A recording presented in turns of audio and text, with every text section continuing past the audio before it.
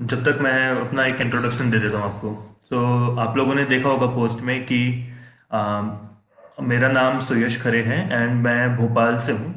मैं यहाँ पे भोपाल में हेरिटेज वॉक्स करवाता हूँ और भोपाल की हेरिटेज के ऊपर मैंने काफ़ी रिसर्च की हुई है। तो आज का जो हमारा सेशन होगा ये होगा भोपाल में जो नवाबों की हिस्ट्री रही है। तो भोपाल में किस तरह से नवाबी रूल चालू हुआ, किस तरह से भोपाल में बेगम्स आई, किस तरह से फिर भोपाल इंडिपेंडेंस मिली भोपाल को, भोपाल में कैसे भोपाल का इंडिया में कैसे जुड़ना हुआ, ये सारी चीज़ें हम आज के सेशन में कवर करेंगे। ठीक है। तो थोड़ा सा इंट्रोडक्शन मेरा ये हो गया और हम क्या करने वाले हैं हमने ये देख लिया। तो आई थिंक अब हम स्टार्ट करते हैं। काफ़ी लोग जुड़ चुके हैं। तो ठीक है। भोपाल के बारे में सबसे पहले भोपाल की एक छोटा सा इंट्रोडक्शन मैं ये दे देता हूँ कि भोपाल की शुरुआत कैसे हुई थी। फिर उसके बाद हम आएंगे नवाबों की हिस्ट्री के ऊपर, भोपाल के नवाब कैसे आए। तो भोपाल एक्चुअली जो एक कंफ्यूजन बहुत लोगों को होता है, भोपाल का नाम पहले था भोजपाल। भोजपाल से नाम बदल के आज वो भोपाल कहलाता है। और ये राजा भोज के नाम पे भोजपाल रहा है, लेकिन राजा भोज का भोपाल में रूल कभी नहीं रहा। तो ये चीज मैं आपको क्लियर इसलिए करना चाह रहा था क्योंकि शुरुआत में राजा भोज का यहाँ पे थोड़ा कंस्ट्रक्शन हुआ था। भोजपुर का मंदिर, एक डैम बनवाया था उन्होंने मंदिर के पास, और एक डैम उन्होंने जहाँ भोपाल का आज करंट बड़ा तालाब है वहां पे बनवाया था। इस वजह से भोपाल का नाम भोजपाल पड़ा था।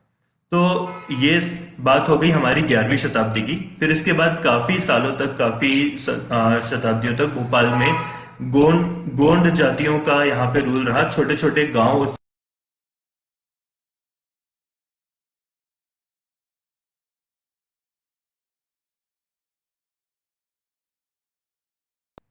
बैकग्राउंड में म्यूजिक आ रहा है या थोड़ा सा शोर है बाहर ट्रैफिक का, उसका मैं कुछ कर नहीं सकता अभी तो सॉरी, लेकिन उसको थोड़ा मैनेज कर लो आप। हाँ, तो ये अब हम आते हैं नवाबों के ऊपर। ये बात हम कर रहे हैं, एक अगर मैं आपको टाइम का रेफरेंस दूं तो दिल्ली में जिस समय औरंगजेब रूल कर रहा था, तो हम लगभग उस समय की बात कर रहे हैं भोपाल में नवाबी काल की शुरुआत की। भोपाल के सबसे पहले जो रूलर रहे हैं नवाबी डायनेस्टी के, वो थे सरदार दोस्त मोहम्मद खान। सरदार दोस्त मोहम्मद खान बिलोंग करते थे, एक छोटा सा गांव है। छोटा सा जो गांव है उसका नाम है तिरह। तिरह नाम का गांव पड़ता है पाकिस्तान और अफगानिस्तान की बॉर्डर के पास। सरदार दोस्त मोहम्मद खान तिरह से आए थे, वो दिल्ली आए। दिल्ली आके उनका लक्ष्य था मुगल आर्मी में शामिल होना। वो मुगल आर्मी में शामिल हुए, औरंगजेब की आर्मी में शामिल हुए। औरंगजेब की आर्मी में शामिल होने के बाद उन्होंने अपने आप को इतना काबिल, वो इतने काबिल लड़ाके थे, अपनी उन्होंने वहां पे पावर दिखाई, अपनी लीडरशिप दिखाई कि औरंगजेब की आर्मी में उनको धीरे धीरे पावर में ऊपर चढ़ते गए। जब वो पावर में ऊपर चढ़े, उनको इन दी एंड मिलिट्री का कमांडर बना दिया औरंगजेब ने। और औरंगजेब के जितने मिलिट्री कॉन्क्वेस्ट होते थे, जहां जहां सेना भेजी जानी होती थी लड़ाइयों के लिए, युद्ध के लिए, तो काफी जगह पे दोस्त मोहम्मद खान सेना को लीड करते हुए गए। मिलिट्री का कमांडर उनको बना दिया था औरंगजेब ने। तो एक वो इतने कुशल लड़ाके थे और इतने ताकतवर लड़ाके थे, इसका एक एग्जाम्पल किताबों में दिया जाता है। एग्जाम्पल ये है कि एक बार एक लड़ाई में दोस्त मोहम्मद खान लड़ रहे थे। उन्होंने ये देखा कि उनकी सेना हार रही है। वो जिस घोड़े पे बैठे थे उस घोड़े को भी मार दिया गया था। फिर पैदल ये जमीन पे लड़ने लगे, और जमीन पे लड़ने लड़ते सामने वाली सेना के जो रूलर थे, सामने वाली सेना के जो लीडर थे, उसके लिए वो हाथी पर थे। और दोस्त मोहम्मद खान, सिंस वो पठान डायनेस्टी को बिलोंग करते थे, और पठान डायनेस्टी जैसा आप सब जानते हैं बहुत ऊंचे कद के हट्टे कट्टे लोग होते हैं। तो दोस्त मोहम्मद खान में इतनी ताकत थी, ऐसा बोला जाता है कि वो सामने वाला जो हाथी था, हाथी की पूंछ पकड़ के हाथी के ऊपर जंप कर गए। हाथी के ऊपर जंप करने के बाद उन्होंने उस रूलर को मारा। तो एक ही एग्जाम्पल दिया जाता है कि दोस्त मोहम्मद खान कितने ताकतवर उस समय, कितने ताकतवर लड़ाके थे। तो इस तरह से धीरे धीरे दोस्त मोहम्मद खान का नाम बढ़ते गया, उनकी पावर बढ़ते गई, आर्मी में उनकी रैंक बढ़ते गई। लेकिन क्या होता है, कुछ ही समय बाद और 1707 में औरंगजेब की डेथ हो जाती है। जब औरंगजेब की डेथ हुई 1707 में, तो दोस्त मोहम्मद खान एक तरह से भारत में अनाथ हो गया, क्योंकि उसका भारत में और कोई नहीं था। वो आया था तिरह गांव से, जो कि पाकिस्तान अफगानिस्तान की बॉर्डर के पास है। भारत में आया, उसका एक ही लक्ष्य था, सेना में शामिल होना, औरंगजेब की सेना में। और उसने ये मन में बना के रखा था कि उसके औरंगजेब के बाद जो नए रूलर आ रहे हैं, दोस्त मोहम्मद खान को उनके साथ काम नहीं करना, उनकी सेना में काम नहीं करना। तो सिंस औरंगजेब की डेथ हो गई है, तो दोस्त मोहम्मद खान के पास कोई नहीं है, कोई सहारा नहीं है। तो उसने दिल्ली से निकलना उचित समझा। दिल्ली से वो निकला, दिल्ली से निकल के आता है सेंट्रल इंडिया की तरफ। सेंट्रल इंडिया की तरफ वो आया, और यहाँ पे अगर हम इसको थोड़ा सा इजी लैंग्वेज में समझना चाहें कि उसने यहाँ पे आके क्या किया, आज की लैंग्वेज में हम जिसको बोलते हैं फ्रीलांसिंग वाला वर्क बोलते हैं, कि कोई इंसान फ्रीलांसिंग कर रहा है, दोस्त मोहम्मद खान ने उस तरह से अपनी सर्विसेज देना शुरू किया अलग अलग राज्यों को। अलग अलग राज्यों को उन्होंने सर्विसेज दी, और क्या किया उन्होंने कि जो भी राजा या जो भी रानी उनको पैसे देते थे, वो उनकी सेना में आते थे, उनकी सेना को लीड करते थे, और जब इनका ये कॉन्ट्रैक्ट खत्म हो जाता था तो वो सेना छोड़ देते थे। ये काम दोस्त मोहम्मद खान ने करना शुरू किया। तो दोस्त मोहम्मद खान यहां तक आए। अब हम इस कहानी को यहाँ पे थोड़ी देर के लिए रोकते हैं। अब हम यहाँ से इसके पैरेलल एक और कहानी चल रही है, वो कहानी हम थोड़ी समझते हैं, फिर वो दोनों कहानियां कैसे जुड़ेंगी, कैसे कनेक्ट होंगी, किस तरह से फिर भोपाल में दोस्त मोहम्मद खान का रूल चालू होगा, हम ये देखेंगे। तो ये कहानी हमने देखी कि दोस्त मोहम्मद खान सेंट्रल इंडिया आ चुके हैं। अब ये दोस्त मोहम्मद खान सेंट्रल इंडिया है, और इसी समय क्या हो रहा है, भोपाल के पास में एक जगह है, अगर आप लोगों ने सुना होगा, गिन्नौरगढ़। तो जैसा कि मैंने शुरुआत में बताया कि भोपाल में गोंड जनजाति के लोग रहते थे। तो गोंड रूलर थे, एक गोंड लीडर थे, उनका नाम था निजाम शाह। तो अब हम बात कर रहे हैं निजाम शाह की। निजाम शाह की बीवी थी रानी कमलापति, और इन लोगों का रूल होता था गिन्नौरगढ़ के किले से। गिन्नौरगढ़ का किला भोपाल से थोड़ी सी दूरी पर है। तो रानी कमलापति यहाँ पे बहुत इंपॉर्टेंट कैरेक्टर एक प्ले करती हैं। रानी कमलापति का ये इस तरह से हम समझें, अगर थोड़ा सा इसको फिर से मैं किसी एग्जाम्पल से कंपेयर करके आपको समझाऊं, तो आप लोगों ने जैसे मूवी देखी होगी पद्मावत। पद्मावत में जो रानी पद्मिनी का कैरेक्टर था, कि वो इतनी सुंदर रानी थी, इतनी ज्यादा उनकी सुंदरता के चर्चे थे कि अलाउद्दीन खिलजी उनको पाना चाहता था। ऐसा ही कुछ किस्सा रानी कमलापति के बारे में बोला जाता है, कि रानी कमलापति इतनी सुंदर थी कि उनके चर्चे चारों तरफ फैले हुए थे उनकी सुंदरता के, और जो भी उनको देखता था या जो भी उनके बारे में सुनता था, वो उनसे शादी करना चाहता था। तो ये रानी कमलापति गिन्नौरगढ़ के किले में रहती थी। इनके जो हस्बैंड थे, जैसा कि मैंने अभी बताया, निजाम शाह रूल करते थे। निजाम शाह के एक भाई थे, जो उनका नाम था आलम शाह। तो आलम शाह यहाँ पे एक और इम्पोर्टेंट कैरेक्टर आए हैं। आलम शाह रानी कमलापति से शादी करना चाहते थे, और साथ साथ आलम शाह निजाम शाह को मार के उनकी गद्दी हथियाना चाहते थे। वो रूल करते थे बाड़ी नाम की एक जगह है, चैनपुर बाड़ी नाम से। चैनपुर बाड़ी से वो रूल करते थे, जो कि गिन्नौरगढ़ से ज्यादा दूर नहीं है। तो इन दोनों की किंगडम आजू बाजू में थे। एक बार क्या किया आलम शाह ने, धोखे से निजाम शाह को जहर दे दिया, जहर दे के मार दिया। अब उसके सामने रास्ता क्लियर हो गया कि वो गिन्नौरगढ़ पे कब्जा कर सकता है, और साथ ही साथ वो रानी कमलापति से जबरदस्ती शादी कर सकता है।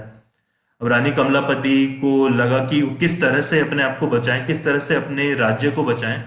तो उन्होंने सुना कि पास में ही दोस्त मोहम्मद खान नाम का एक लड़का है, और वो दोस्त मोहम्मद खान जो है इतना अच्छा एक टैक्टिशियन है, इतनी अच्छी रणनीतियां बनाता है, और इतना बहादुर लड़का है कि वो उसको कोई अगर काम दिया जाए तो वो काम पूरा करेगा।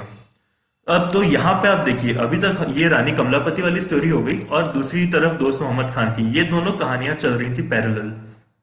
अब ये दोनों कहानियां कैसे आके आपस में जुड़ती हैं, अब ये हम देखते हैं। रानी कमलापति ने दोस्त मोहम्मद खान को इनवाइट किया। दोस्त मोहम्मद खान को इनवाइट किया, उन्होंने ये बोला कि आप मेरी रक्षा करो आलम शाह से। और इसके पीछे दो अलग अलग मत हैं इतिहासकारों के। मैं आपको दोनों मत बताता हूँ कि कि एक विचारधारा क्या बोलती है, एक विचारधारा क्या बोलती है। तो पहली विचारधारा के हिसाब से अगर हम जाएं, तो रानी कमलापति ने दोस्त मोहम्मद खान को राखी बांधी, और ये बोला कि अब मैं आपकी बहन हूं, और आप मेरे भाई होने के नाते आप मेरी रक्षा करोगे, ठीक है।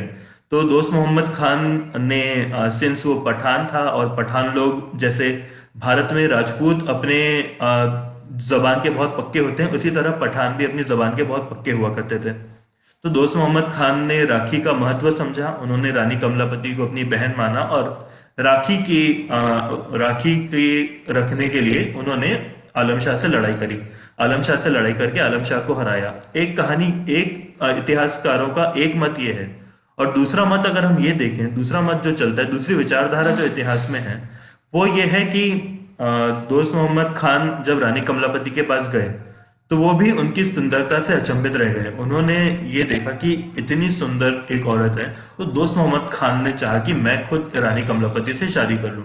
उन्होंने गलत नजर से रानी कमलापति को देखा, और रानी कमलापति को हासिल करने के लिए दोस्त मोहम्मद खान ने पहले ये उचित समझा कि अपने रास्ते का एक अड़चन हटा दें। उन्होंने इसलिए आलम शाह से लड़ाई करी। तो खैर, ये दो मत मैंने आपको बताए, दोनों में से अब आप ये दोनों मत चल रहे हैं और इसका कोई स्पेसिफिक प्रूफ नहीं है कि क्या एक्चुअल रीजन था। दो जो भी एक्चुअल रीजन रहा हो, दोस्त मोहम्मद खान की और आलम शाह की लड़ाई हुई। ये लड़ाई कैसी हुई कि इसके बारे में ये बोला जाता है कि दोस्त मोहम्मद खान गए चैनपुर बाड़ी। चैनपुर बाड़ी में जाके इन्होंने आलम शाह से लड़ाई करी, और रानी कमलापति ने इनको एक वादा किया था कि अगर आप हरा देते हो आलम शाह को मार देते हो, तो मैं आपको एक स्पेसिफिक अमाउंट ऑफ सम दूंगी, जो कि कई जगह ऐसा लिखा मिलता है कि 1 लाख रुपए देने का वादा किया था। तो दोस्त मोहम्मद खान ने आलम शाह को मार दिया। अब वो वापस आए जब रानी कमलापति के पास अपना वो पैसे लेने के लिए, तो रानी कमलापति के पास इतने पैसे नहीं थे जितने उन्होंने वादा किया, क्योंकि एक छोटे से किंगडम की रानी थी वो। कुछ ही वक्त पहले उनके हस्बैंड को मार दिया गया था, और उनके पास इतना बड़ा अमाउंट नहीं था देने के लिए। उन्होंने क्या किया, दोस्त मोहम्मद खान को आधा अमाउंट दिया, और साथ ही साथ एक जमीन दे दी कि आप यहाँ पे अपने लिए एक महल बनवा लो। दोस्त मोहम्मद खान ने कहा ठीक है, तो यहाँ पे दोस्त मोहम्मद खान ने अपना महल बनवाना शुरू कर दिया। ये जब महल बना, दोस्त मोहम्मद खान ये भोपाल से थोड़ा सा दूर बना था, तो दोस्त मोहम्मद खान ने वहां पे रहना शुरू कर दिया। अब आप देखिए किस तरह से भोपाल की एक जमीन किसी पठान रूलर को मिली। और ये पहला इंसिडेंस है भोपाल के इतिहास में जहां से कि हम ये कह सकते हैं कि यहाँ से नवाबों का रूल चालू होना शुरू हो गया था। यहाँ से शुरुआत हो गई नवाबों के रूल की, क्योंकि फिर से दो अलग अलग मत आते हैं इतिहासकारों के। अगर हम पहले वाली दोनों विचारधाराओं को देखें, तो जो पहली ये विचारधारा थी कि दोस्त मोहम्मद खान ने राखी की लाज रखने के लिए अपनी बहन की रक्षा की थी, तो उस हिसाब से इसका अंत ऐसे होता है कि रानी कमलापति, कुछ सालों बाद रानी कमलापति की डेथ होती है, और दोस्त मोहम्मद खान फिर आके उनकी जगह वो उनका साम्राज्य हथिया लेता है। और जो दूसरा मत था कि दोस्त मोहम्मद खान ने रानी कमलापति पे गलत नजर डाली थी, इसके हिसाब से जो रानी कमलापति के छोटे से पुत्र थे नवल शाह ने एक सेना को लीड किया दोस्त मोहम्मद खान से लड़ने के लिए। और दोस्त मोहम्मद खान और नवल शाह की लड़ाई हुई, इसमें दोस्त मोहम्मद खान जीत गए। तो एक संकेत भेजा गया धुआं उठा के कि हमारी सेना हार रही है, ये संकेत भेजा गया रानी कमलापति को। जब उन्होंने ये संकेत देखा तो उन्होंने अपने महल में जल समाधि ले ली। तो इसके बाद फिर दोस्त मोहम्मद खान ने वो जगह हत्या ली। तो ये फिर से आप देखिए कि दोनों कहानियां जो भी हों, इन दी एंड कंक्लूजन क्या निकल के आता है? कंक्लूजन ये निकल के आता है कि दोस्त मोहम्मद खान को ये जमीन मिल गई। तो दोस्त मोहम्मद खान ने फिर यहाँ पे रूल चालू कर दिया। ये एक ऐसा पॉइंट आ गया भोपाल के इतिहास में, टर्निंग पॉइंट है कि यहाँ से मुस्लिम रूल भोपाल में स्टार्ट हो गया। और एक इंटरेस्टिंग चीज मैं आपको यहाँ पे ये बताना चाहूंगा कि दोस्त मोहम्मद खान ने कभी भी नवाब का टाइटल नहीं लिया। अगर आप बाकी के आगे के रूलर्स देखेंगे तो सबने नवाब का टाइटल अपने आगे लगाया, पर दोस्त मोहम्मद खान हमेशा सरदार दोस्त मोहम्मद खान कहलाए। उनके जो पुत्र थे यार मोहम्मद खान, वो नवाब यार मोहम्मद खान कहलाना शुरू हुए। उसके बाद से जितने नवाब आए, जितनी बेगमें आई हैं, सबने फिर वो टाइटल लिया, पर दोस्त मोहम्मद खान हमेशा सरदार कहलाए। तो खैर, एक ये फैक्ट बीच में इंटरेस्टिंग सा फैक्ट था कि ये कभी कभी बहुत इंटरेस्टिंग हो जाती है ऐसी बात है। अब इसमें हम देखें, दोस्त मोहम्मद खान ने शुरू कर दिया रूल यहाँ पे। अब हम बात करें, एक और हिस्ट्री पैरेलल चल रही है। ये मतलब ये पैरेलल चीजें समझना इसलिए जरूरी है क्योंकि जब तक हम ये नहीं समझेंगे कि आसपास के राज्यों में क्या हो रहा है, कौन सा राजा क्या कर रहा है, किसकी क्या रणनीतियां हैं, तब तक हम किसी भी एक जगह के इतिहास को अच्छे से नहीं समझ पाते हैं। तो अब हम बात कर रहे हैं, फिर से हम अगर दिल्ली की तरफ जाएं। दिल्ली में जैसा कि मैंने बताया, औरंगजेब की डेथ हो गई थी। औरंगजेब की डेथ के बाद मुगल साम्राज्य कमजोर पड़ने लगा। तो ये आप सबको मालूम होगा कि औरंगजेब के बाद कोई भी इतना कुशल मुगल बादशाह नहीं आ पाया जो कि मुगल साम्राज्य को, उतने बड़े मुगल साम्राज्य को संभाल सके। तो मुगल पावर कम होते जा रही थी। मुगल पावर कम हो रही है तो बाकी जो रीजनल पावर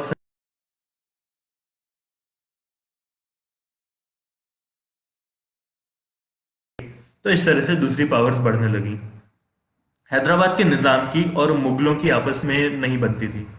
और दोस्त मोहम्मद खान की मुगलों के साथ अच्छी बनी क्योंकि उसने शुरुआत ही भारत में मुगलों के साथ की थी।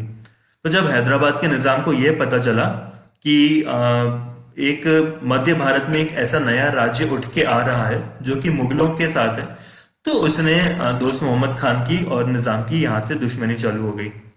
हैदराबाद के निज़ाम ने हमला करा दोस्त मोहम्मद खान के ऊपर, और हमला करके दोस्त मोहम्मद खान को हरा दिया। अब ये हार इसलिए होती है क्योंकि भोपाल उस समय एक बहुत ही नया राज्य था, और ये इतना छोटा राज्य था। अगर आप हैदराबाद के से कंपेयर करो तो भोपाल के पास आर्मी भी कम थी, भोपाल के पास रिसोर्सेस कम थे, और हैदराबाद की निज़ाम की जो आर्मी है वो बहुत बड़ी आर्मी हुआ करती थी। तो दोस्त मोहम्मद खान इसमें हार जाते हैं, और एक गारंटी के तौर पे कि दोस्त मोहम्मद खान आगे मुगलों का साथ न दें, तो हैदराबाद के जो निज़ाम थे वो दोस्त मोहम्मद खान के बेटे को अपने साथ ले जाते हैं। इनके बेटे का नाम था यार मोहम्मद खान। और यहाँ पे गौर करने लायक बात यह है कि यार मोहम्मद खान की उम्र उस वक्त सिर्फ 4 साल की थी।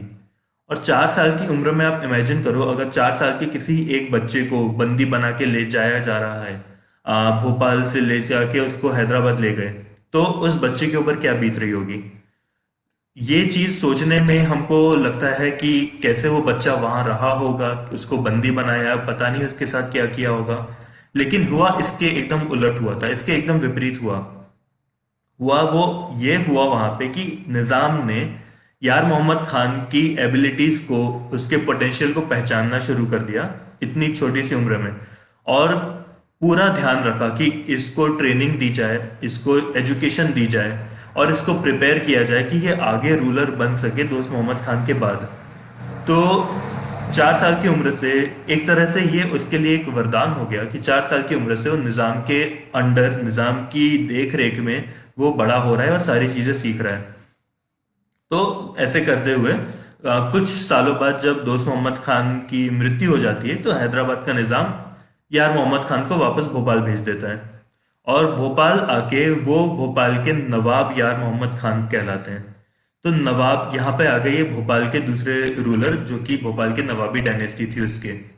यार मोहम्मद खान का रूल कुछ टाइम चला, उन्होंने शादी करी। यहाँ पे एक और यहाँ पे बात आती है कि भोपाल में बहुत फेमस है गंगा जमुनी तहजीब, मतलब कि भोपाल के हिंदू और भोपाल के मुसलमान आपस में बहुत प्यार से रहते हैं और बहुत पीसफुली रहते हैं। तो ये इसकी शुरुआत हम देखिए तो इस वक्त से इसकी शुरुआत हो गई थी। ये गंगा जमुनी कल्चर कैसे आया भोपाल में। यार मोहम्मद खान ने शादी करी थी एक राजपूत औरत से, और उनका नाम था मामोला बाई। मामोला बाई जो कि बाद में जाके इतने उनको रिस्पेक्ट मिला भोपाल के लोगों से, इतना प्यार मिला, इतने सम्मान मिला कि मामोला बाई आगे जाके कहलाने लगी मांझी साहिबा। तो मामोला बाई के बारे में हम थोड़ा सा ये देखें कि अब जैसा कि आप लोगों को मालूम होगा, भोपाल एक ऐसा राज्य रहा है जहाँ पे एक के बाद एक 4 बेगमों ने रूल किया। लेकिन अगर पहली हम कोई औरत का रूल देखते हैं भोपाल में जो कि अनऑफिशियली एक तरह से भोपाल को रूल कर रही थी, तो वो थी मामूला बाई। क्योंकि इन्होंने काफी सारे डिसीजंस लिए भोपाल से रिलेटेड, भोपाल के एडमिनिस्ट्रेशन से रिलेटेड, और भोपाल में किस तरह से डेवलपमेंट होना चाहिए और किस तरह से पॉलिसीज बन रही थी उस वक्त भोपाल में। जो नॉन मुस्लिम कम्युनिटीज थी उनके लिए क्या पॉलिसीज बनी हैं, इस ये सारा काम मामूला बाई की देखरेख में होता था। और इस वजह से यार मोहम्मद खान भी उनका बहुत सम्मान करते थे। तो इस जमाने से भोपाल में हिंदू और मुसलमानों के बीच में बहुत प्यार बढ़ने लगा, और वो आप आज भी देख सकते हैं कि भोपाल में ये कल्चर आज भी कितना प्रोमिनेंट है। तो ये हम बात कर रहे हैं मामूला बाई की। तो मामूला बाई ने अनऑफिशियली रूल किया और इनका रूल काफी लंबा चला है। एक चीज मैं आपको यहाँ पे बता दूं कि ये जो हमारा आज का सेशन है, इसमें मेरा ज्यादा फोकस इस चीज के ऊपर रहता है, और मेरी जो हेरिटेज वॉक्स होती हैं उसमें भी मेरा फोकस इस चीज के ऊपर रहता है कि जो कंसेप्ट जितना है हिस्ट्री का, वो आप लोगों को क्लियर हो जाए। क्योंकि डेट्स और ईयर ये सब आपको कभी भी गूगल से मिल सकता है, लेकिन जो कंसेप्ट है उसको किस तरह से समझना है, हम आज इसके ऊपर फोकस कर रहे हैं। तो यार मोहम्मद खान, हम फिर वापस आते हैं सेशन पे। यार मोहम्मद खान का रूल चल रहा है, मामूला बाई उनके साथ रूल कर रही हैं। कुछ टाइम बाद यार मोहम्मद खान की डेथ हो जाती है। अब भोपाल के तीसरे नवाब आते हैं। तीसरे नवाब जो थे भोपाल के, ये थे नवाब फैज मोहम्मद खान। अब फैज मोहम्मद खान का रूल, भोपाल के जितने भी नवाब रहे हैं उनमें सबसे लंबा रहा। इनका लगभग 35 साल का शासन भोपाल के ऊपर रहा है। लेकिन फैज मोहम्मद खान काफी ज्यादा धार्मिक प्रवृत्ति के इंसान थे। उनका राजपाट के ऊपर ज्यादा ध्यान नहीं रहा कभी, तो इस वजह से मामूला बाई को ही पूरा काम देखना पड़ा यहाँ पे। कहीं कहीं तो मैंने ऐसा भी पढ़ा है कि 35 साल के उनके जितना भी रूल रहा है, 35 साल का, उसमें से वो अपने महल में से सिर्फ एक बार निकले हैं। अब ये कितना सही है कितना गलत है, लेकिन ये एक ओरल यहाँ का ओरल जो स्टोरीज होती हैं, जो कि लोगों ने जनरेशन टू जनरेशन एक दूसरे को सुनाई है, उनमें एक चीज ये सुनने आती है कि 35 साल के अपने रूल में सिर्फ एक बार वो निकले अपने महल से बाहर। तो अगर हम इस चीज को सही माने या इस चीज को हम एक रेफरेंस के रूप में ले लें, तो इससे हम ये समझ सकते हैं कि इनका कितना कम ध्यान रहा है रूल के करने के ऊपर। और ये पूरे अपनी जिंदगी धार्मिक कार्य काजों में लगे रहे, इनका पूरा ध्यान वहीं लगा रहा। तो इवन जब इनकी डेथ होती है, इनकी डेथ के बाद इनका जो मकबरा बना था, वो मकबरा एक मजार का रूप ले लेता है। आज भी वो एक मजार के रूप में है वहां पे, क्योंकि इनको काफी ज्यादा माना जाता था एक धार्मिक इंसान के रूप में। इवन हिंदू जो लोग भोपाल के थे और जो मुसलमान लोग थे भोपाल के, वो इनको काफी रिस्पेक्ट से देखते थे। तो मामूला बाई ने इनके बिहाफ पे भी रूल किया। अब इनके बाद जो अगले नवाब आते हैं, ये आते हैं हयात मोहम्मद खान। हयात मोहम्मद खान एकदम उलट स्वभाव के थे। फैज मोहम्मद खान जैसे थे, वो धर्म में विलीन थे। और हयात मोहम्मद खान जो थे, हयात मोहम्मद खान को चाहिए थी ऐशो आराम की जिंदगी। तो इनका भी राजपाट के ऊपर ज्यादा ध्यान नहीं रहा। फिर से मामूला बाई को रूल देखना पड़ा। तो आप इमेजिन करो कि कितनी लंबे टाइम तक एक यहाँ पे औरत ने रूल किया है भोपाल में, जो कि भोपाल के इतिहास के लिए बहुत एक गर्व वाली बात है कि इतने लंबे टाइम तक यहाँ पे एक लेडी रूल कर रही थी। तो इनकी जब इनकी भी डेथ हो गई हयात मोहम्मद खान की कुछ टाइम बाद, फिर मामूला बाई काफी इनका मकबरा कहाँ था, किनका मकबरा, मैं आपको बता देता हूँ किसका मकबरा कहाँ पर है। जरदोस मोहम्मद खान का मकबरा है, गांधी मेडिकल कॉलेज है भोपाल में, उसके कैंपस के अंदर है। यार मोहम्मद खान और हयात मोहम्मद खान, इन दोनों के मकबरे आपको मिलेंगे इस्लाम नगर में। और जो तीसरे नवाब थे फैज मोहम्मद खान, इनका मकबरा है कमला पार्क के अंदर। कमला पार्क के अंदर आप जाएंगे तो वहां पे आपको एक मजार मिलेगी, वो मजार एक्चुअली फैज मोहम्मद खान का मकबरा है। तो भोपाल में मकबरे थोड़े फैले हुए हैं काफी रूलर्स के।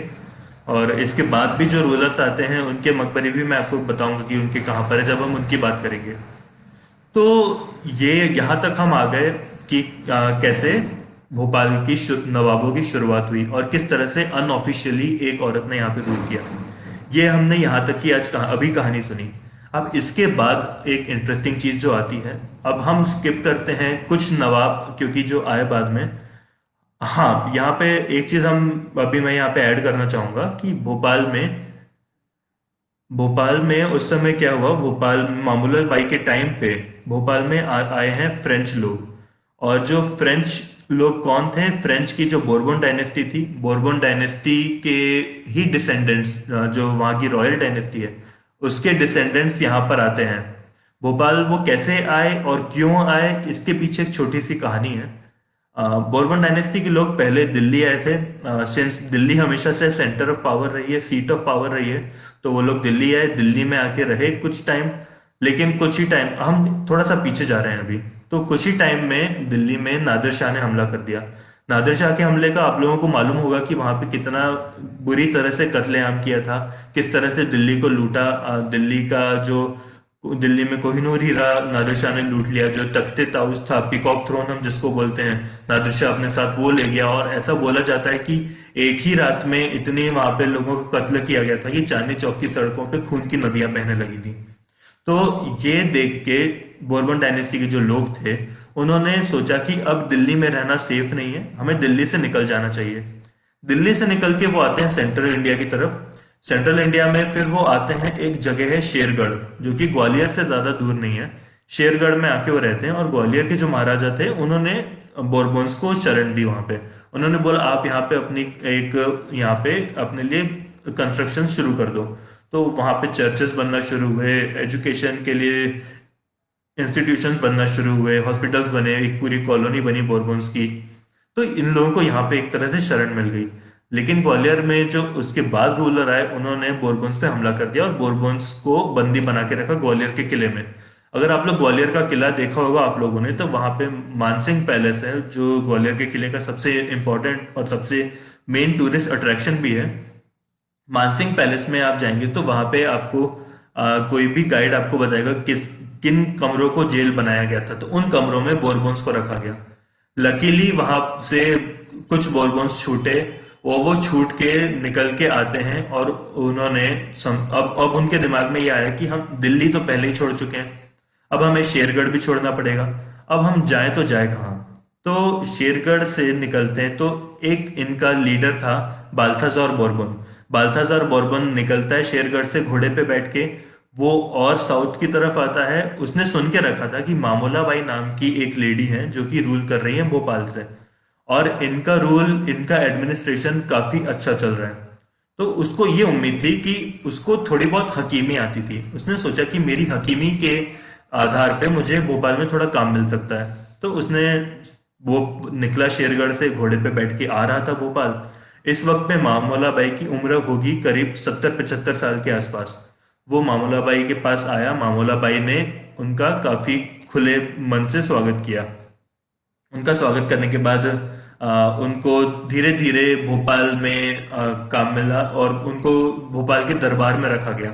सिंस वो आफ्टर ऑल थे तो रॉयल फैमिली के, फ्रांस की रॉयल फैमिली के थे, उनको डिप्लोमेसी अच्छी आती थी, उनको स्ट्रेटजीज बनाना बहुत अच्छे से आता था। तो किस तरह से डिफेंस की स्ट्रेटजीज बनानी चाहिए, किस तरह से मिलिट्री को लीड करने की स्ट्रेटजी बनानी चाहिए, ये इसकी इनपुट्स देते रहते थे भोपाल के दरबार में। तो इस वजह से धीरे धीरे उनकी पोजीशन बढ़ते गई और उन्होंने इसके बाद अपने बेटे को और अपने बाकी के परिवार को भोपाल बुला लिया। इनके बेटे थे सैल्वेडोर बोरबोन। तो ये जो दो नाम है, बाल्थाजार बोरबोन और सैल्वेडोर बोरबोन, ये दो नाम अबे हमें कुछ टाइम बाद हम फिर से ये नाम सुनेंगे, क्योंकि ये एक बहुत इंपॉर्टेंट रोल प्ले करते हैं भोपाल के हिस्ट्री में। तो हाँ, हम आते हैं बाल्थाजार बोरबोन पे।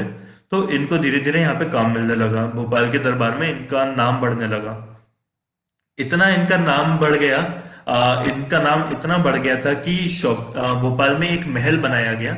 ये महल पूरी तरह से फ्रेंच आर्किटेक्चर के ऊपर बना था। अगर आप भोपाल में कभी पुराने भोपाल की तरफ जाएंगे, वहां पे एक बिल्डिंग है शौकत महल नाम से। आप कभी शौकत महल को ध्यान से देखना, ये पूरा फ्रेंच आर्किटेक्चर के ऊपर बना हुआ है और ऐसा आपको आर्किटेक्चर और कहीं नहीं देखने मिलेगा पूरे भोपाल में। तो ये इसलिए बनाया गया क्योंकि इनके सम्मान में और इनको रहने के लिए एक जगह दी जानी थी। पूरा का पूरा एक महल इनके लिए तैयार किया गया। यहाँ पे फ्रेंच डायनेस्टी रहने लगी। अब हम आते हैं, कुछ साल आगे आते हैं। कुछ साल आगे आने के बाद जो हमने अभी तक बात करी, कौन से नवाब तक? हयात मोहम्मद खान तक। हयात मोहम्मद खान के बाद भोपाल में एक बहुत इंटरेस्टिंग इवेंट होता है और एक बहुत इंपॉर्टेंट इवेंट होता है। यह इवेंट ये होता है कि भोपाल पे हमला हो जाता है मराठों का। मराठों का हमला क्यों हुआ? क्योंकि भोपाल के, आप अगर साउथ में देखें तो भोपाल के साउथ में होलकर वंश था। भोपाल के नॉर्थ में आप जाएंगे, भोपाल के नॉर्थ में सिंधिया थे। ये दोनों मराठा पावर्स हैं। बीच में एक स्टेट हो रहा है जो कि भोपाल स्टेट है, और मराठे उस समय अपनी पावर बढ़ा रहे थे। पावर बढ़ाते बढ़ाते ये दिल्ली तक पहुंचना चाह रहे थे। इन्होंने काफी आगे तक ये पहुंच भी गए थे। तो दिल्ली में जब दिल्ली तक पहुंचने वाले थे तो आप लोगों को मालूम ही होगा सबको कि पानीपत की तीसरी लड़ाई होती है, उसमें मराठे हार जाते हैं। तो आ, तो जिस तरह से जब ये पावर बढ़ा रहे थे अपनी, इनकी पावर बढ़ाते बढ़ाते बीच में इनको एक वो आ रहा था ब्रेक, वो रोड़ा जिसको राह का रोड़ा बोलते हैं हम, कि बीच में इनको एक राह का रोड़ा था कि भोपाल का एक यहाँ पे किंगडम था जो मराठा पावर्स के को बढ़ने नहीं दे रहा। तो दोनों सेनाओं ने मिलके, होलकर्स ने और सिंधिया ने, इन दोनों ने मिलके अटैक कर दिया भोपाल के ऊपर। भोपाल के ऊपर अटैक किया, ये कहलाती है बैटल ऑफ भोपाल। और ये एक बार आप कंफर्म कर लेना, ये शायद 1818 की बात है। तो ये बैटल ऑफ भोपाल यहाँ पे होती है। और ये जब हो रही है लड़ाई, ये इतनी लंबी लड़ाई चली। भोपाल का जो किला था उस वक्त पे, फतेहगढ़ का किला, फतेहगढ़ के किले की घेराबंदी कर ली गई थी। और वो घेराबंदी करने के बाद काफी महीनों तक मराठा आर्मी भोपाल के चारों तरफ रही। अब किसी भी किले की अगर घेराबंदी इतनी लंबी होती है तो वहां पे एक पॉइंट के बाद राशन खत्म हो जाता है, वहां पे पानी खत्म हो जाता है, वहां की जरूरत की चीजें खत्म हो जाती हैं। तो जब ये पॉइंट भोपाल की हिस्ट्री में आया, तब जो हमने अभी फ्रेंच लोग जो दो नाम सुने थे, फ्रेंच नाम, ये यहाँ पे एक बहुत इंपॉर्टेंट रोल प्ले करते हैं, सैल्वाडोर बोर्बोन और बाल्थासार बोर्बोन।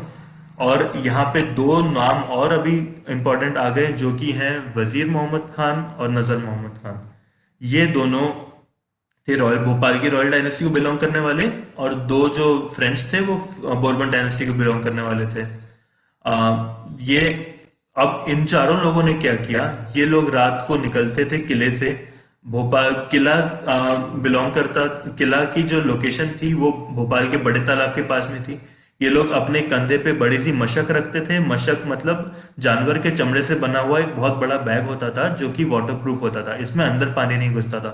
ये तालाब क्रॉस करके जाते थे तैर के, और वहां पे जब तालाब क्रॉस करते थे उस वक्त वहां पे कुछ राजपूत लोग रहते थे, उनसे वो अनाज लेते थे और फिर रातों रात तालाब क्रॉस करके आएंगे, अपने कंधे पे इतनी भारी मशक रख के तैर के आते थे, और फिर किले में आके सामान ये लोग चढ़ाते थे ताकि किले के लोगों को अनाज मिल सके। और तो ये फतेहगढ़ का निर्माण किसने करा है? फतेहगढ़ किले का निर्माण हो गया था दोस्त मोहम्मद खान के टाइम पे। दोस्त मोहम्मद खान ने निर्माण करवाया था इसका।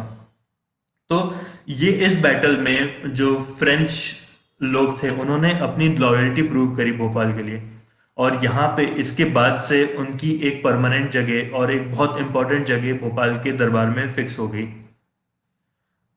उसके is it true that Bhopal army gave Jamal Gutta to Maratha army? यार ये तो मैंने सुना नहीं है, I don't know about this.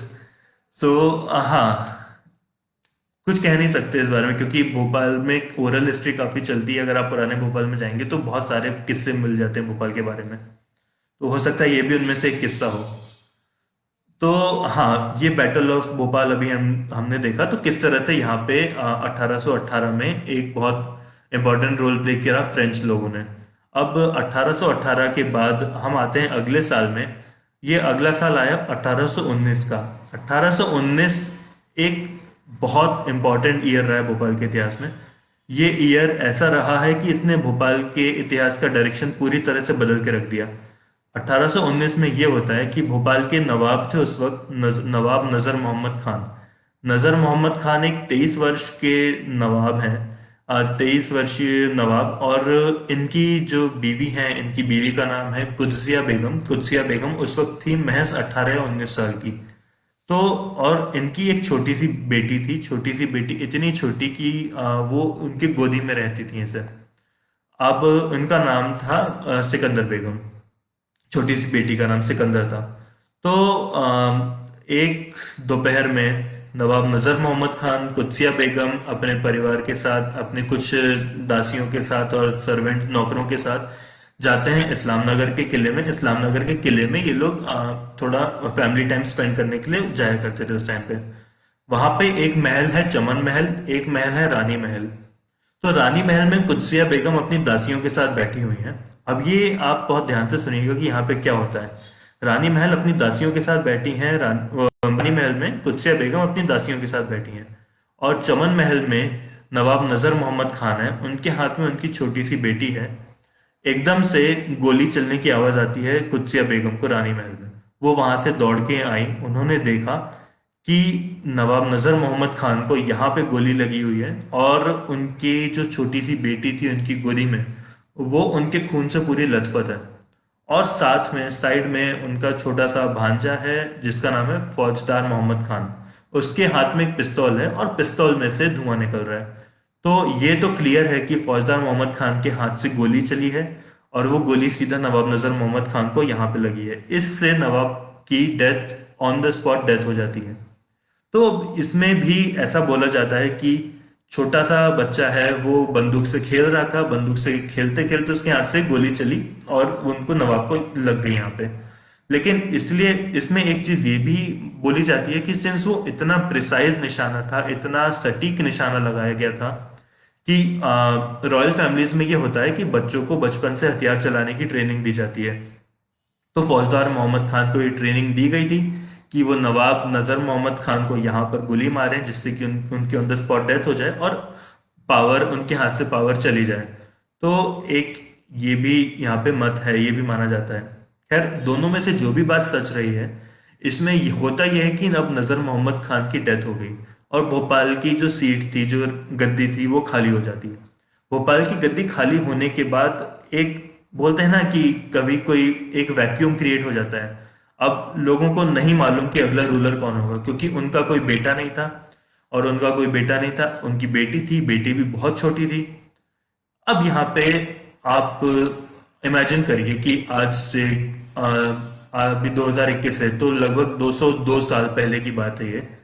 Qudsia बेगम आती हैं यहाँ पे, वो एक स्टेप फॉरवर्ड लेती हैं।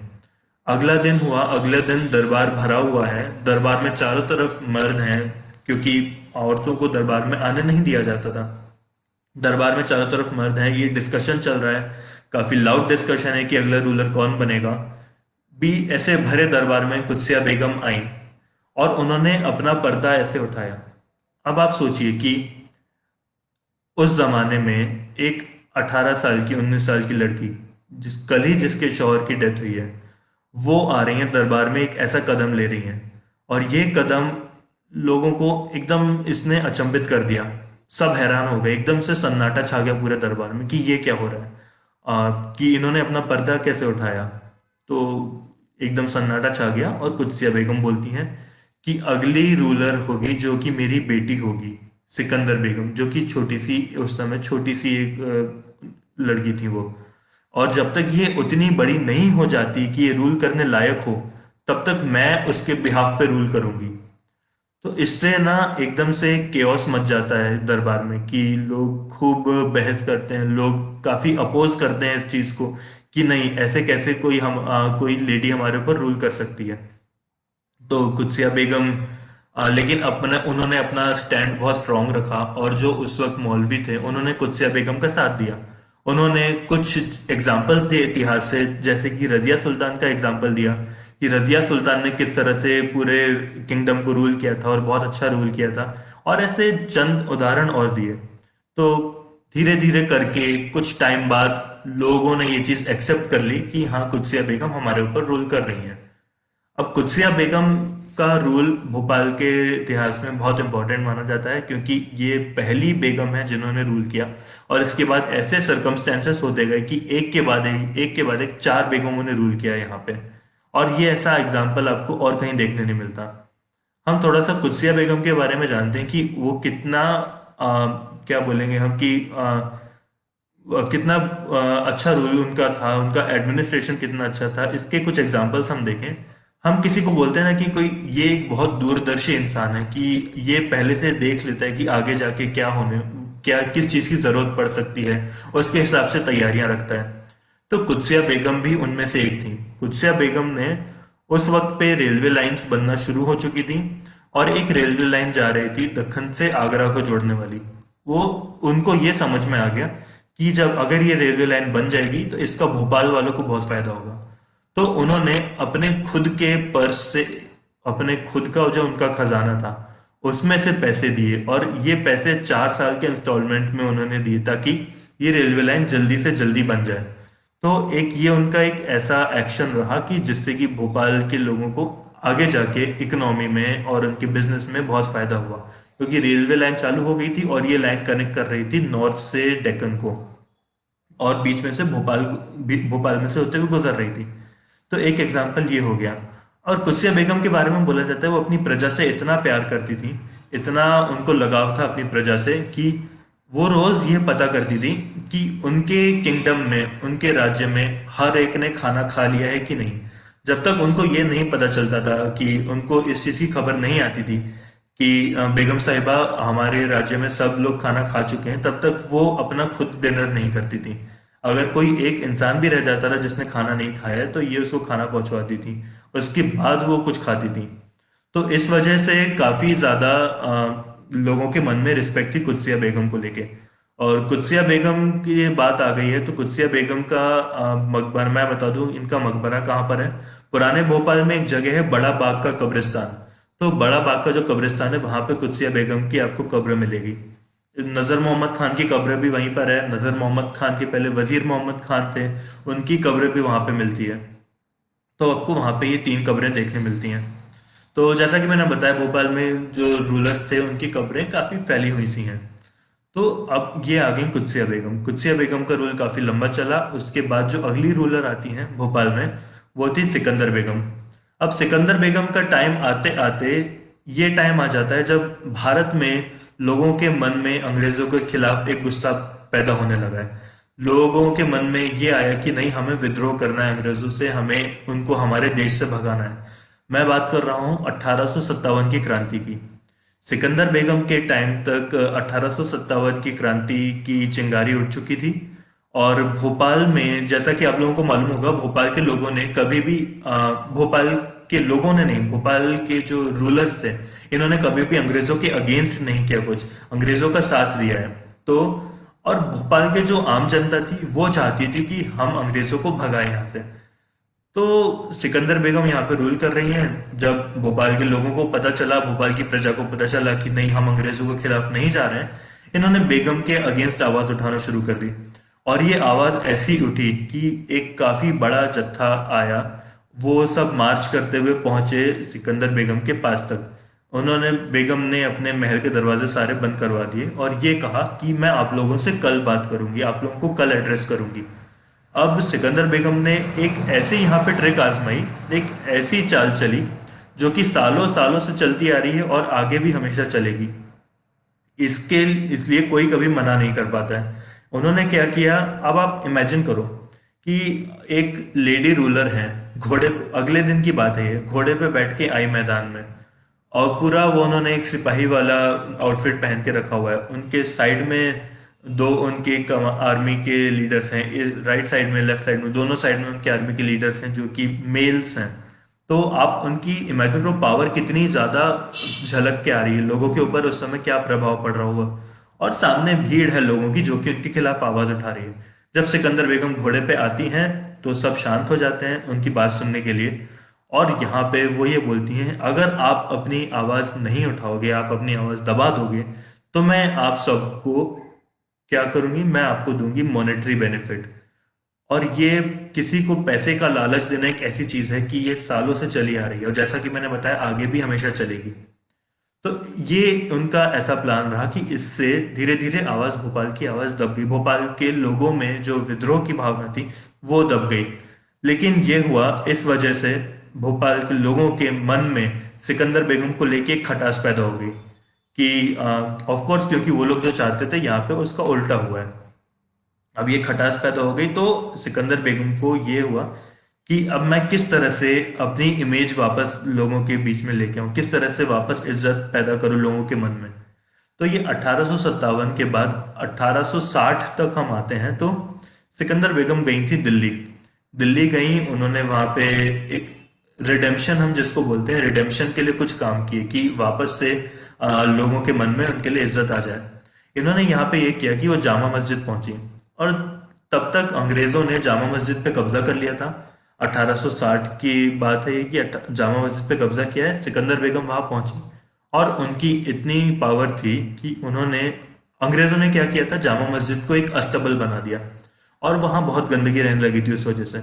सिकंदर बेगम वहां पहुंची, उन्होंने जामा मस्जिद से अस्तबल हटाने का ऑर्डर दिया। रातों रात अस्तबल वहां से हटा। और इन्होंने रिडेम्पशन के लिए क्या किया, आप सोचो, एक बेगम वो वहां पे जामा मस्जिद की जमीन पे बैठी, उसके फर्श पे बैठी, उन्होंने हाथ से पूरा फर्श साफ करना चालू किया। और इस तरह से उन्होंने जामा मस्जिद को वापस एक मस्जिद का रूप दिलवाया। इस वजह से लोगों के मन में काफी फिर से सिकंदर बेगम के लिए इज्जत आ गई। और फिर उनको ये मस्जिद इतनी सुंदर लगी थी, इतनी पसंद आई थी, उन्होंने सोचा क्यों ना हम ऐसा ही कुछ भोपाल में बनवाएं। तो वो भोपाल आई, उन्होंने एक नई मस्जिद बनवाने का ऑर्डर दिया, जो कि भोपाल में आप मोती मस्जिद अगर देखेंगे तो ये जामा मस्जिद के नक्शे के जैसी मोती मस्जिद बनी हुई है। जामा मस्जिद के नक्शे को अगर आप छोटा कर देंगे तो काफी कुछ ही मोती मस्जिद से मिलती हुई रहेगी। तो ये इस तरह से उन्होंने भोपाल के लोगों के मन में एक रिस्पेक्ट फिर से बनवाई। अब सिकंदर बेगम आ गई। सिकंदर बेगम के बाद जो अगली हमारी बेगम थी, शाहजहां बेगम। शाहजहां बेगम का भोपाल में रूल बहुत इम्पोर्टेंट इसलिए रहा क्योंकि इन्होंने भोपाल में बसाया शाहजहानाबाद। उस समय एक नया फोर्टिफाइड एक वॉल्ड सिटी जिसको हम बोलते हैं वो बनी, उसको शाहजहानाबाद नाम दिया गया। दिल्ली में एक शाहजहानाबाद है, हम उससे इसको कंफ्यूज नहीं करेंगे। मैं बार बार कंपैरिजन इसलिए कर रहा हूँ और क्योंकि भोपाल का इतिहास और दिल्ली का इतिहास ये दोनों दिल्ली के इतिहास ने भोपाल के इतिहास को काफी अफेक्ट किया था। तो दिल्ली में जो चांदनी चौक वाला एरिया है, लाल किले वाला, जामा मस्जिद वाला, वो शाहजहानाबाद है। तो वो बनवाया था मुगल बादशाह शाहजहां ने। भोपाल में जो शाहजहां बेगम आई, इन्होंने जो यहाँ पे नया बनवाया, इसका नाम भी शाहजहानाबाद रखा गया। इन्होंने यहाँ पे मस्जिद का निर्माण करवाया, महलों का निर्माण करवाया, यहाँ पे उन्होंने कुछ ऑफिसेज का निर्माण करवाया। तो अगर आप शाहजहानाबाद जाते हैं तो आपको वहां जाके देखने मिलेगा कि वहां पे ताजुल मसाजिद है, वहां पे ताजमहल पैलेस है, वहां पे गोलघर है, और वहां पे बेनजीर पैलेस है, परी बाजार है। ये सारा, ये पूरा जितना एरिया है, ये शाहजहानाबाद कहलाता है। तो ताजमहल पैलेस जब बनवाया, इसका मैं एक आपको एक यहाँ पे और फैक्ट बताता हूँ कि जब ताजमहल पैलेस बना था उस वक्त पे पूरी दुनिया के सबसे बड़े पैलेसेस में एक था वो। आप सोच सकते हो उस जमाने में उस पैलेस में 120 कमरे हुआ करते थे, और वो पैलेस इतना आलीशान हुआ करता था कि लोग दूर दूर से उसको देखने के लिए आते थे। 120 कमरों का पैलेस। आज वो वहाँ पे रेनोवेशन का काम चल रहा है, उसको एक हेरिटेज होटल में कन्वर्ट किया जा रहा है। तो अनफॉर्चुनेटली उसके अंदर कोई जा नहीं सकता है, लेकिन कभी जब भी उसका काम कंप्लीट होगा आप प्लीज उसके अंदर जाके देखिए और आप इमेजिन करिएगा कि उस जमाने में वो पैलेस कैसा लगा होगा। क्योंकि अंदर दीवाने आम बना है, दीवाने खास बना है, उसमें जो हॉल्स हैं, उसके जो गार्डन्स हैं, सब इतने खूबसूरत उन्होंने बनवाए थे वहाँ पे। तो ये Taj Mahal palace one of the most important buildings of Shahjahanabad. इसके बाद इन्होंने परी बाजार बनवाया था। परी बाजार इसलिए इम्पोर्टेंट है क्योंकि जैसा कि मैं आप अभी तक तो आप लोग समझ चुके होंगे कि भोपाल में विमेन एम्पावरमेंट कितना बढ़ चुका है। अगर एक के बाद एक अब ये तीसरी बेगम आ चुकी हैं, तो औरतों के एम्पावरमेंट के लिए बहुत काम किया जा रहा है। तो जैसा कि मुगलों में मीना बाजार होता था, लाल किले में भी मीना बाजार लगता था, वैसा भोपाल में बनवाया गया परी बाजार। परी बाजार में जितनी दुकानें थी वो दुकानें औरतें चलाती थी। सारा बिजनेस वहां पे औरतें करती थी, और जितना प्रॉफिट होता था वो औरतों का होता था। तो ये मीना बाजार के कंसेप्ट पे भोपाल में परी बाजार बनवाया गया। तो एक यहाँ पे एक छोटा सा किस्सा है जो कि इंदिरा अयंगर जी ने अपनी किताब में लिखा है, the Begums and Bourbons of Bhopal. उसमें ये किस्सा बताते हैं कि एक बार एक बार जो हमारी बेगम थी शाहजहां बेगम, हम शाहजहां बेगम की बात कर सुल्तान जहां बेगम की बात करें, सुल्तान जहां बेगम हम आएंगे अभी इसके बाद इनके बारे में सुनेंगे, लेकिन एक ये जो छोटा सा किस्सा है, ये परी बाजार पहुंची। परी बाजार पहुंच के इन्होंने एक चूड़ी की दुकान पे गई। चूड़ी की दुकान पे इन्होंने चूड़ियां देखना शुरू किया। जो दुकानदार थी वहां पे, उसने एक के बाद एक उनको चूड़ियां पहनाना शुरू किया, और दोनों हाथ में ऊपर तक पूरी चूड़ियां भर दी। और ये चूड़ियां भरने के बाद जब बेगम उनसे पूछती है कि इन चूड़ियों की कीमत क्या है, तो उसने बहुत ज्यादा कीमत बताई। तो बेगम ने पूछा कि इतनी ज्यादा कीमत क्यों है इन चूड़ियों की। तो दुकानदार ने जो जवाब दिया उससे बेगम बहुत इंप्रेस हो गई। उन्होंने कहा कि मैं आपसे चूड़ियों की कीमत नहीं ले रही हूँ, मैं आपसे उन हाथों की कीमत ले रही हूँ जिन हाथों ने वो चूड़ियां पहन, जिन्होंने ये बैंगल्स पहने, चूड़ियां पहनी है। तो बेगम बहुत इंप्रेस हो गई थी। तो परी बाजार, सिंस परी बाजार की बात निकली, तो एक अच्छा सा किस्सा उसका मैंने बताया। तो हाँ, हम आते हैं वापस सिकंदर शाहजहां बेगम के ऊपर। शाहजहां बेगम ने शाहजहानाबाद का उस समय निर्माण करवाया। शाहजहानाबाद के बाद शाहजहां बेगम के बाद जो हमारी आखिरी बेगम आती हैं, आखिरी बेगम का नाम था सुल्तान जहां बेगम। सुल्तान जहां बेगम के चर्चे काफी दूर दूर तक फैल चुके थे। वो न केवल भोपाल में बल्कि भोपाल के बाहर भी उन्होंने काफी काम करवाया। आप में से कोई अगर कमेंट सेक्शन में बता सकता है कि उन्होंने एजुकेशन के मामले में एक बहुत इंपॉर्टेंट काम करवाया था अलीगढ़ मुस्लिम यूनिवर्सिटी में। अगर कोई आप में से बता सकता है तो बहुत अच्छी बात होगी, उन्होंने क्या करवाया और अलीगढ़ मुस्लिम यूनिवर्सिटी से क्या उसका रिलेशन रहा। जब तक मैं आपको इनके बारे में कुछ और बातें बताता हूँ मैं, और फिर मैं उस आंसर का जब तक वेट कर रहा हूँ। इन्होंने, शाहजहां बेगम ने जब रूल चालू किया, इनके रूल के किस्से दूर दूर तक फैले, और इन्होंने फॉरेन ट्रिप्स भी करी। फॉरेन ट्रिप्स इन्होंने ऐसी करी कि इनको टर्की के सुल्तान ने बुलाया था उनके पैलेस में। टर्की के सुल्तान में टर्की में जो पैलेस है, तोकापाई पैलेस जिसको बोलते हैं, उस पैलेस में सुल्तान ने बुलाया। सुल्तान ने उनको इस वजह से बुलाया था, ये जानने के लिए कि किस तरह से एक यहाँ पे लेडी इस किस तरह से एक लेडी रूल कर रही है इतने बड़े एम्पायर को, और कैसे एडमिनिस्टर कर रही है वहां को। ये जानने के लिए उनको टर्की तक का न्योता आया। और वो यूरोप की ट्रिप पे भी गई। यूरोप की ट्रिप पे उन्होंने पूरा यूरोप ट्रेन से घूमा था। हाँ, हमें आंसर मिल गया कि वो अलीगढ़ मुस्लिम यूनिवर्सिटी की पहली चांसलर थी। तो गुड। ये हम अभी आएंगे इसके ऊपर। मैं ये यूरोप वाला किस्सा बता दूं तो फिर हम अलीगढ़ मुस्लिम यूनिवर्सिटी पे आते हैं। यूरोप में उन्होंने पूरा यूरोप ट्रेन से घूमा था। और जहां जहां उनको गरीबी दिखती थी या उनको जहां लगता था कि लोगों को मदद की जरूरत है, तो इस मदद के लिए उन्होंने वहां पे वो दान देने आती थी। तो वो हमेशा काफी ज्यादा दानवीर रही हैं, तो लोगों दूसरे देशों में भी लोग काफी उनको रिस्पेक्ट देने लगे थे। तो एक इनका ये यूरोप की ट्रिप का हो गया। और इंग्लैंड में उन्होंने एक मस्जिद बनवाई थी। इंग्लैंड की सबसे पहली मस्जिद जो है वो भोपाल की बेगम ने बनवाई है। तो ये वहाँ पे इंग्लैंड में इसलिए भोपाल की बेगमों को जाना जाता है। अगर कोई हज करने जाता है भोपाल से, तो वहाँ पे भोपाल वालों के लिए भोपाल वालों के लिए रुकना आज भी फ्री है। भोपाल वालों को आज भी काफी रिस्पेक्ट दी जाती है। उनको सारा खाना पीना रुकना सब फ्री होता है। वो इसलिए होता है क्योंकि भोपाल की बेगम ने हज करने जाने वालों के लिए वहां पे अलग से बिल्डिंग्स बनवाई, वहां पे अलग से पूरा कंस्ट्रक्शन करवाया। तो आज भी वहां पे अगर कोई हज करता है भोपाल का, तो उसको वहां पे फ्री में सारी चीजें मिलती हैं। तो ये सुल्तान जहां बेगम का कंट्रीब्यूशन रहा है। इन्हीं के जमाने में भोपाल का पहला पोस्टल स्टैंप निकला था।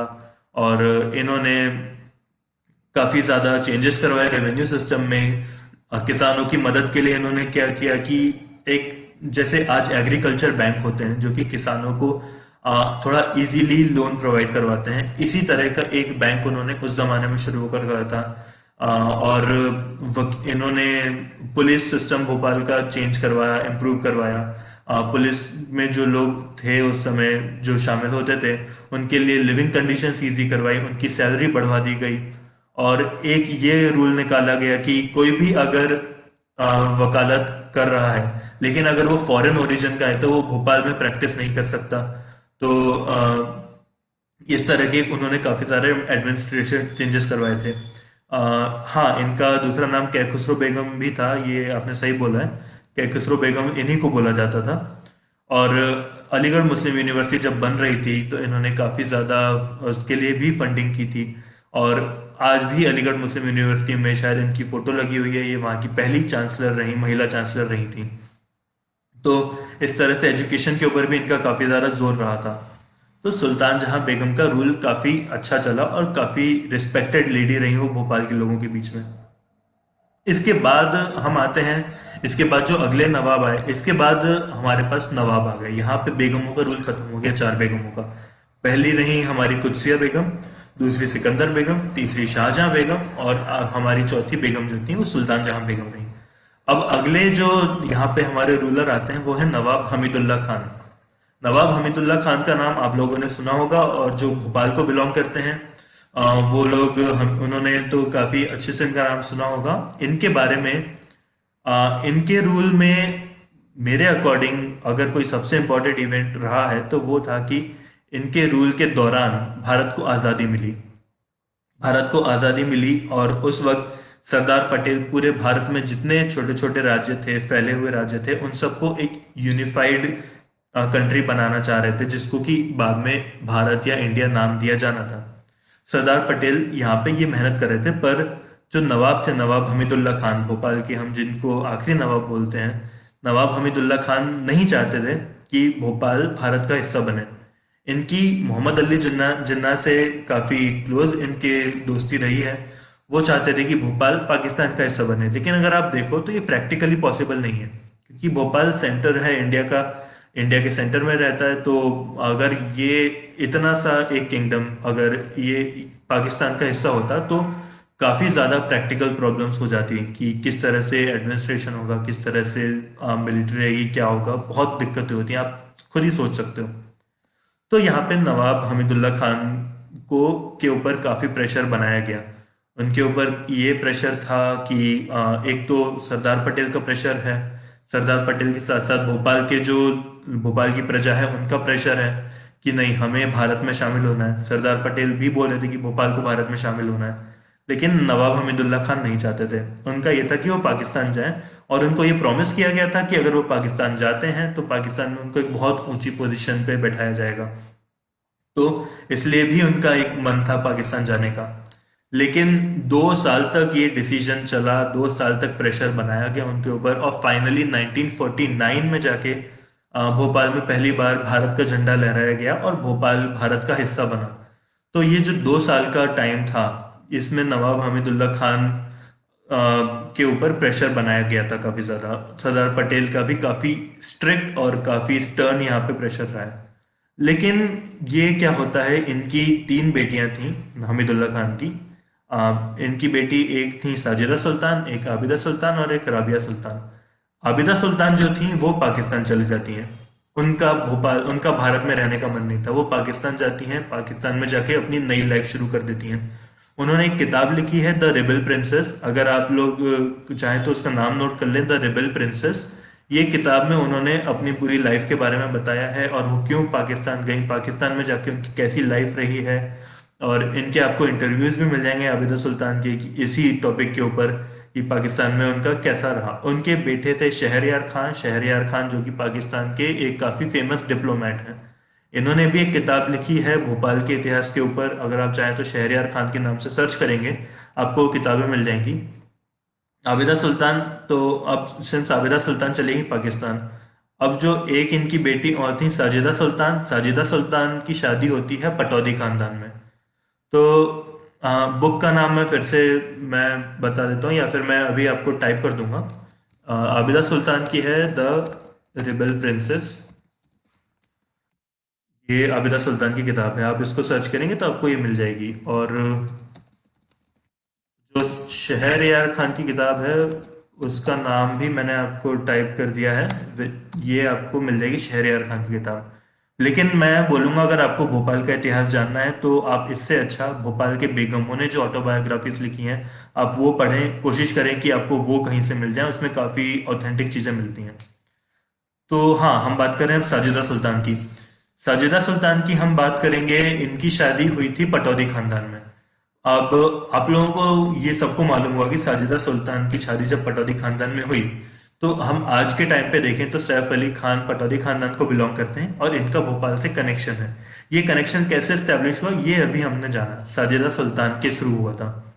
एक जैसे कुछ लोग मेरी वॉक में जो आते हैं उनको ये फैक्ट बहुत इंटरेस्टिंग लगता है कि साजिदा सुल्तान ने उस जमाने में अपनी शादी में जो जोड़ा पहना था, करीना कपूर ने अपनी शादी में वही जोड़ा पहना है। तो ये काफी लोगों को ये फैक्ट इंटरेस्टिंग वहां पे लगता है।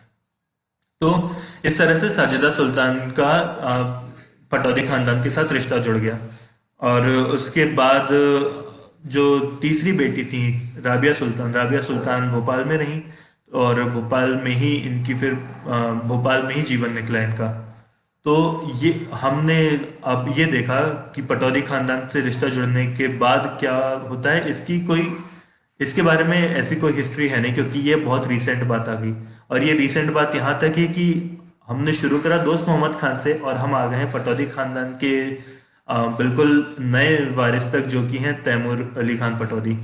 तो दोस्त मोहम्मद खान से हमने एक छोटे रूप में हमने आज ये जानने की कोशिश करी किस तरह से नवाबों का रूल शुरू हुआ, किस तरह से बेगम आई, किस तरह से एडमिनिस्ट्रेशन रहा उनका, किस तरह से पावर्स बढ़ी हैं, किस तरह से क्या रीजंस रहे बेगम के आने के, और उसके बाद भोपाल किस तरह से भारत का हिस्सा बना, और किस तरह से पटौदी खानदान से भोपाल का रिश्ता जुड़ा, और आज भोपाल का क्या है।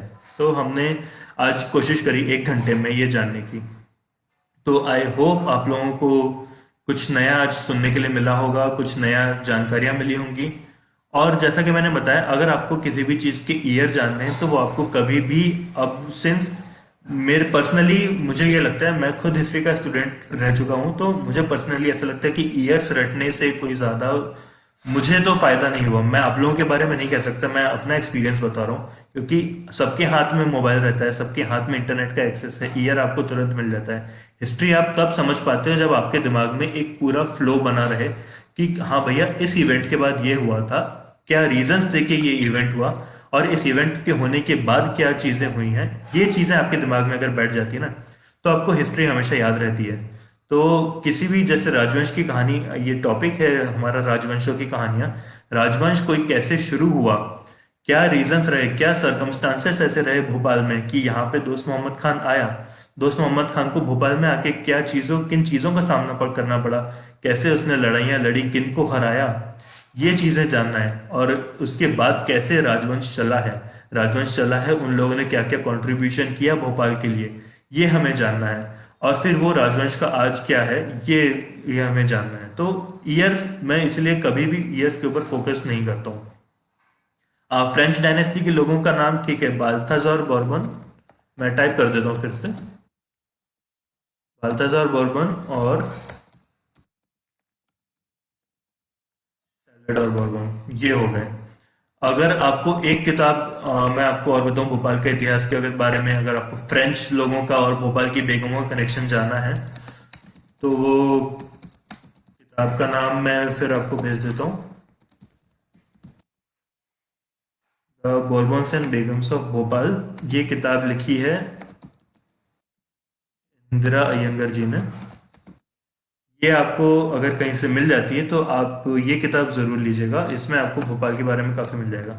तो आई थिंक हम आज के सेशन को यहाँ पे रोकते हैं। जो इम्पोर्टेंट बातें जितनी थी भोपाल के राजवंश की, वो मैंने आपको बताई, और कुछ किताबों के नाम भी अब मैंने आपको बता दिए हैं। आप चाहें तो इसके आगे इन किताबों में पढ़ सकते हैं भोपाल के इतिहास को जानने के लिए, नहीं तो आप मुझे कभी भी फेसबुक पे मैसेज कर दीजिएगा, मैं आपको उसमें भी हेल्प कर दूंगा, ऐसा कुछ वो नहीं है।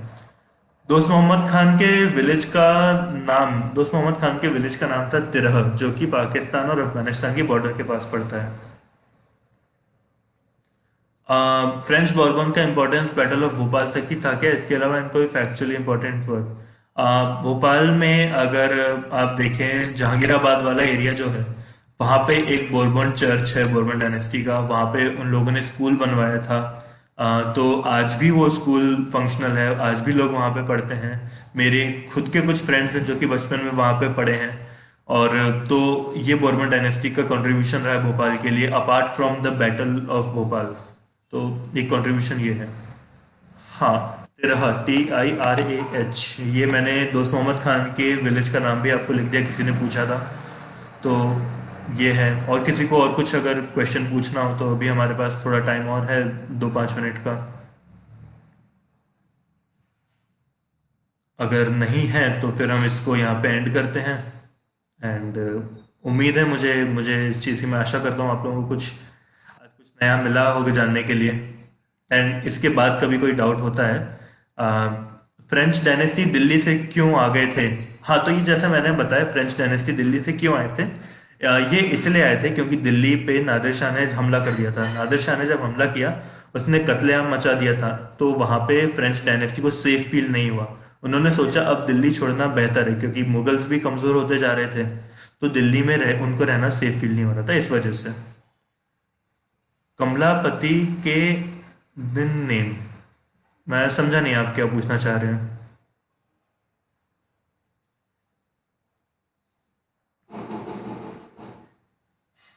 बाकी ठीक है, या फिर कोई आगे डाउट होता है किसी को तो आप मुझे फेसबुक में मैसेज कर दीजिएगा। एंड थैंक यू आप सबका सुनने के लिए। फिर आगे कभी मिले, ऐसे मुलाकात होगी। Thank you.